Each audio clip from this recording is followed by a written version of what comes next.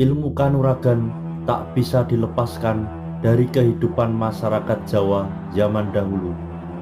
Di samping untuk menjaga diri, ilmu kanuragan juga akan meningkatkan derajat seseorang yang memilikinya hingga nantinya mendapat gelar sebagai jawara.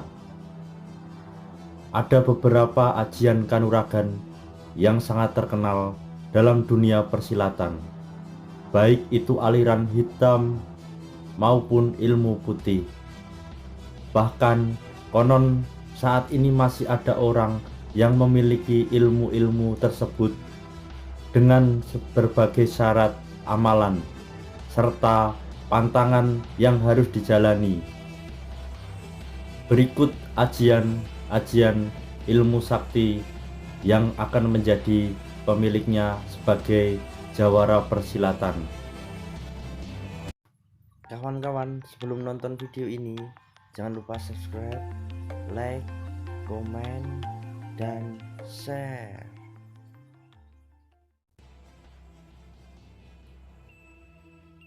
Waringin Sungsang.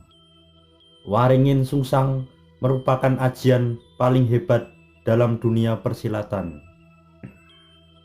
Ilmu kanuragan ini memiliki efek mematikan. Siapapun yang diserang ajian ini akan terserap energi kesaktiannya dan langsung lumpuh hingga akhirnya roboh, tidak berdaya. Konon ajian Waringin Sungsang diciptakan Sunan Kalijaga.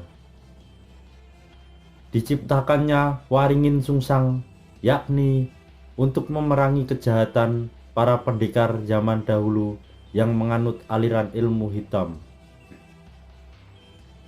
Sebagian aliran ilmu putih.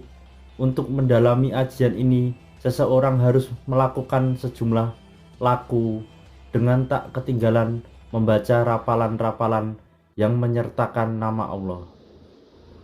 Waringin berarti pohon beringin, sedangkan Sungsang yakni terbalik, di mana akar berada di atas.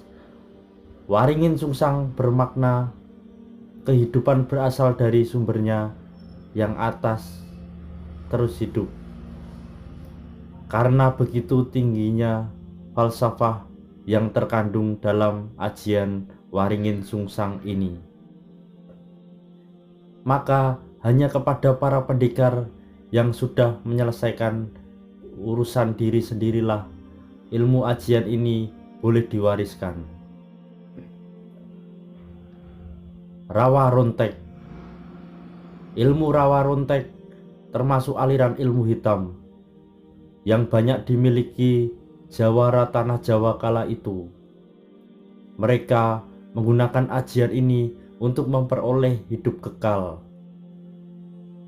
Siapapun yang menimba ilmu Rawa Rontek dan mencapai kesempurnaan ajian ini, maka ia tak bisa dikalahkan.